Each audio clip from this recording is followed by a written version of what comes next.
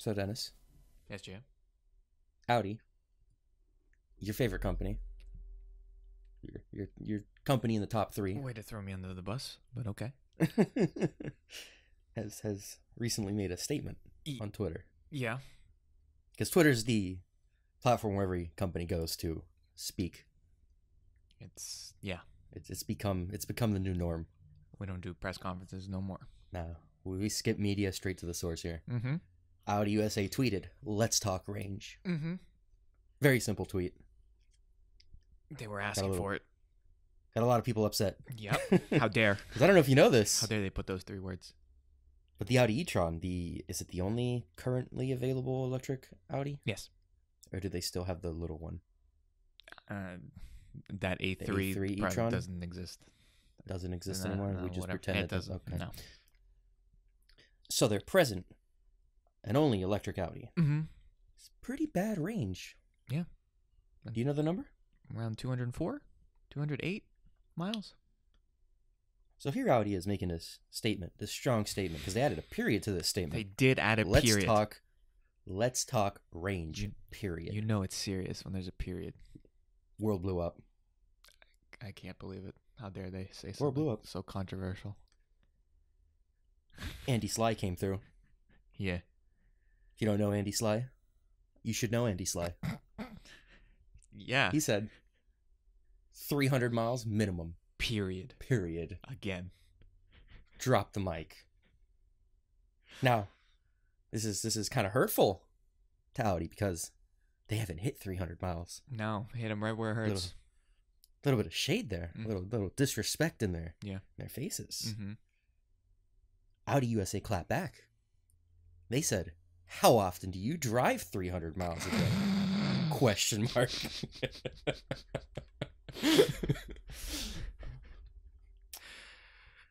And that's it. That's the entire Twitter exchange. No. So, Andy replied back, says, "I drove 300 miles on this day," and put in a YouTube link of him reserving my Tesla Model 3, where I assume he drove 300 miles in.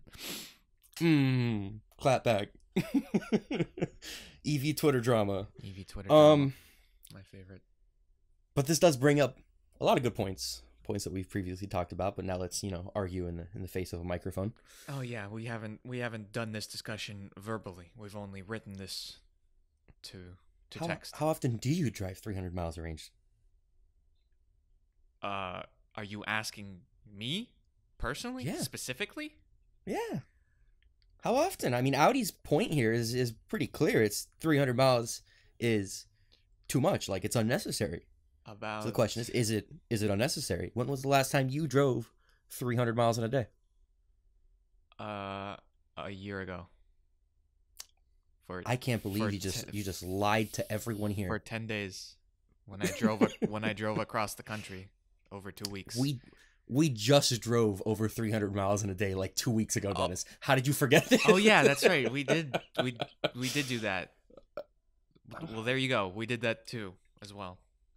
How did you forget that moment? I thought we shared something. And it didn't feel like 300 miles to me, baby. It's just,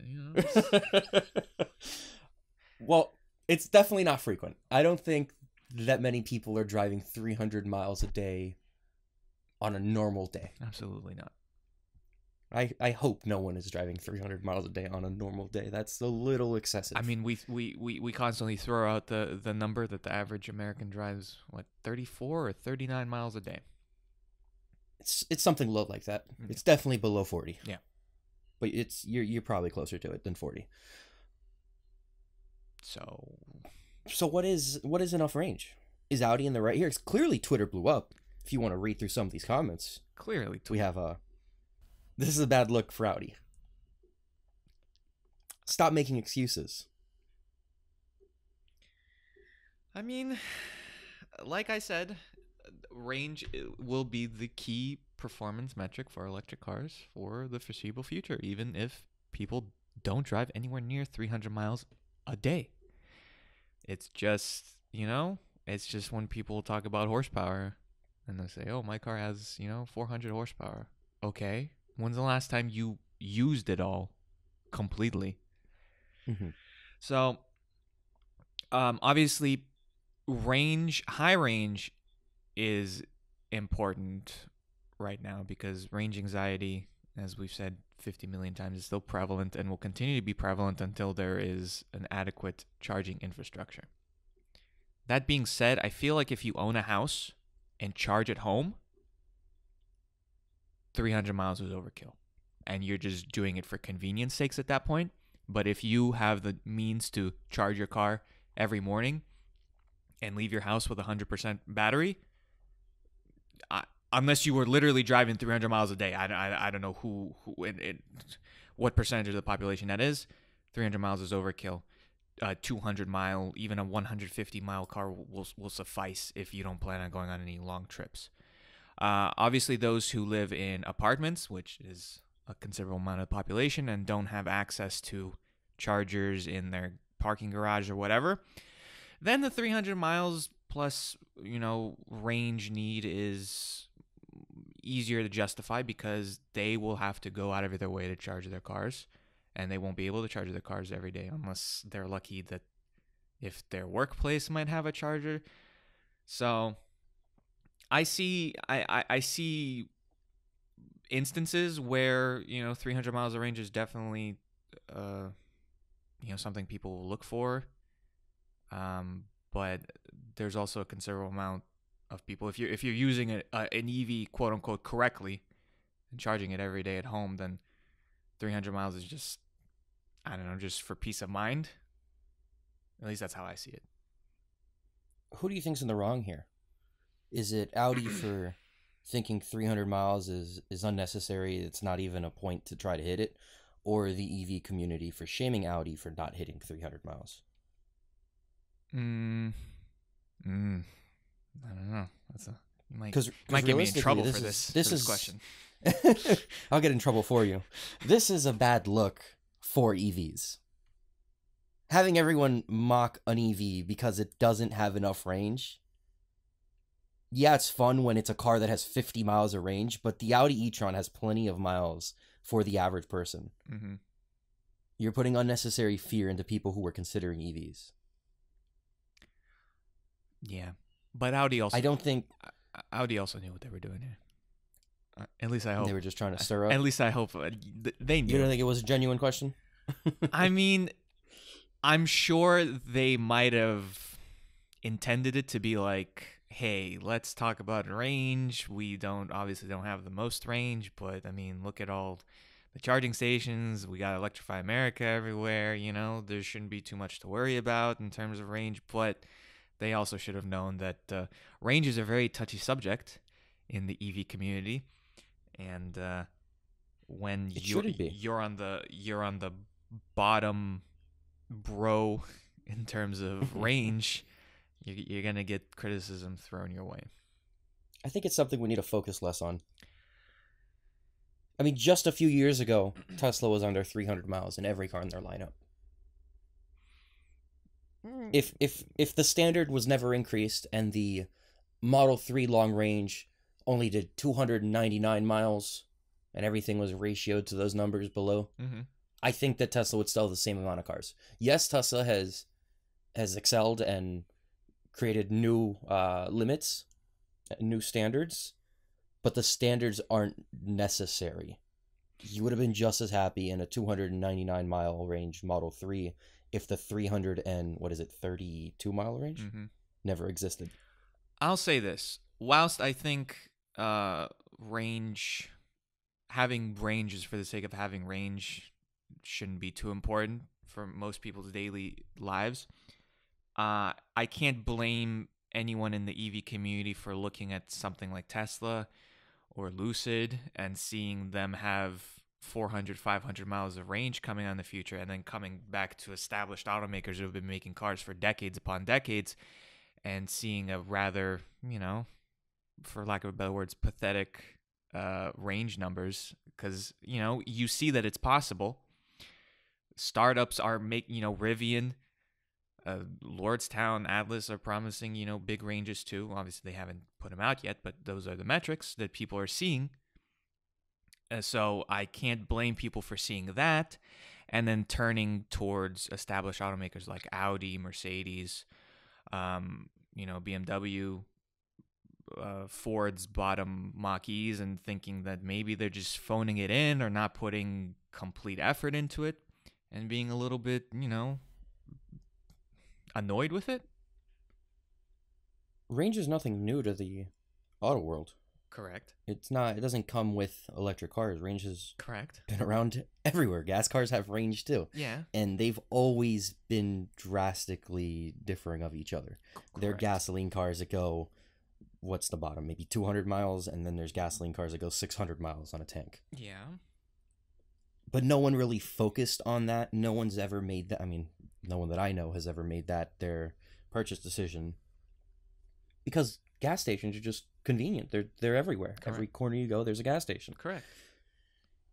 But I feel that the same can be said for electric cars, because you don't even need to go to the corner. You wake up every morning with a full tank because your home is the gas station. If you live in a house. If you live in a house, correct.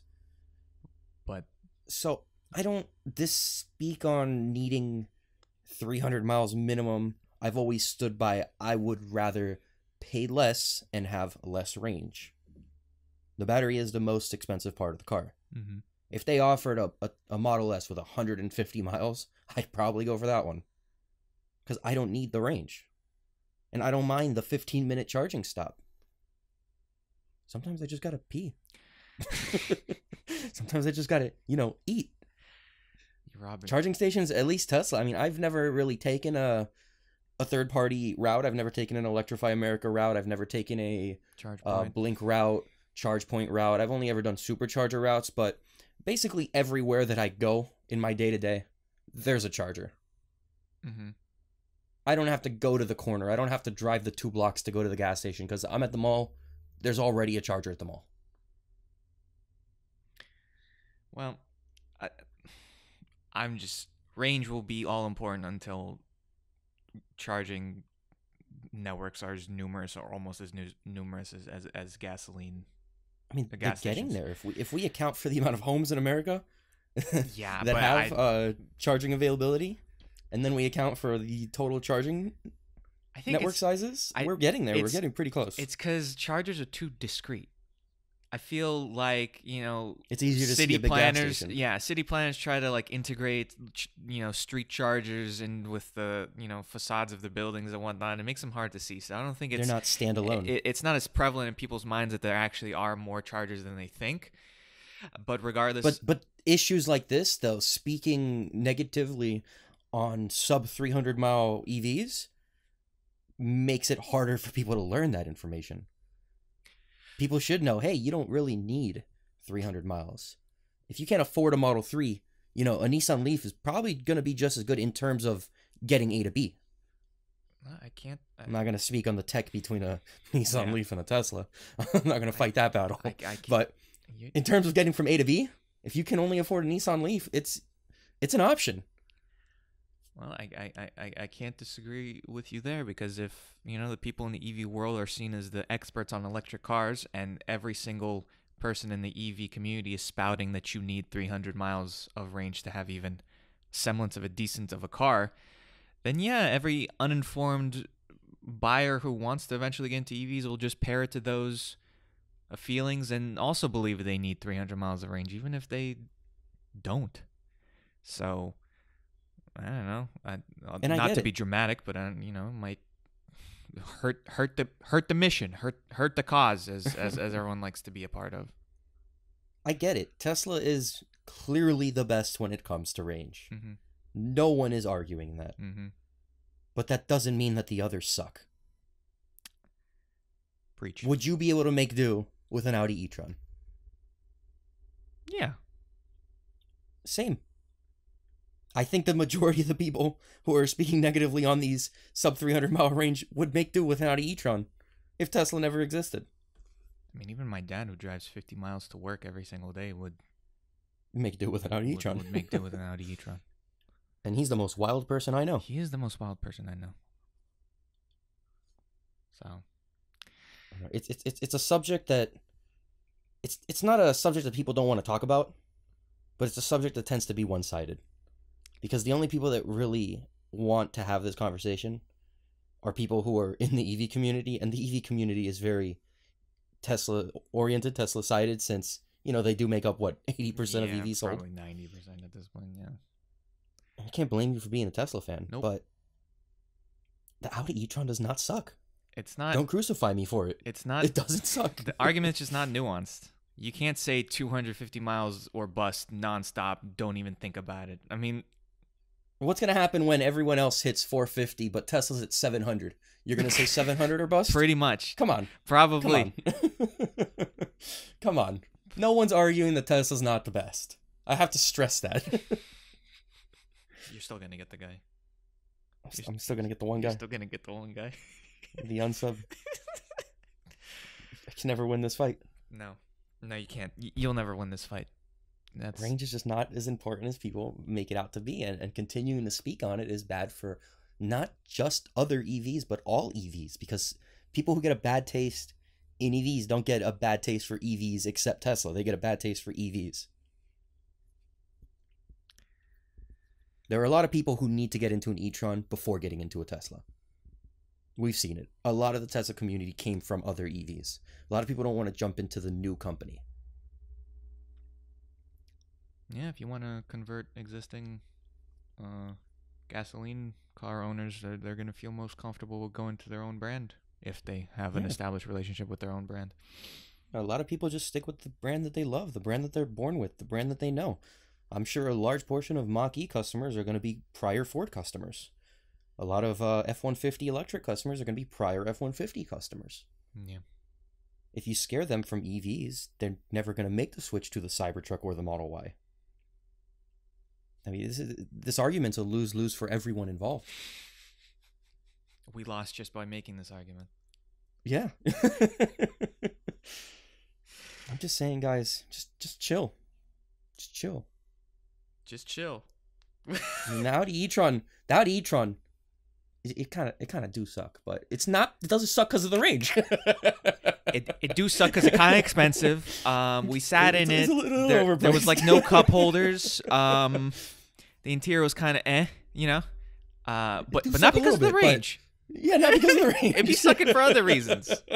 You can go talk about the other reasons. Yeah, you talk about the lack of autopilot, the lack of technology, the lack of OTA, the lack of space, cargo area, whatever you want to talk about, and I'll ride with you on any wave other than range. Now you throw me a 53-mile Fiat 500e, yeah, we could laugh at that together.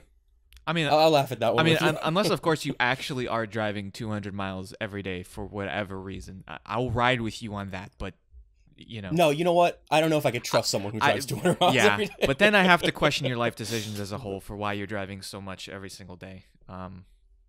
So,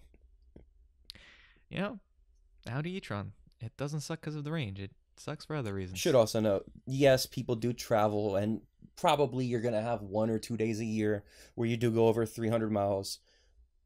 Again, I'm going to state there are chargers. There's more chargers out there than there are Tesla superchargers. That's a fact.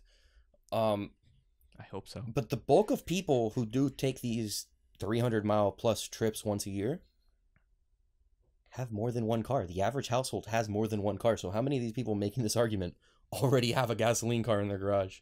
You know what I mean? Mm-hmm. Maybe the e-tron could be your second car, and you could have the Model 3 for road trips. Or don't hate on it. Or just rent a car, I guess. Yeah, it's like $25 a day. Chill.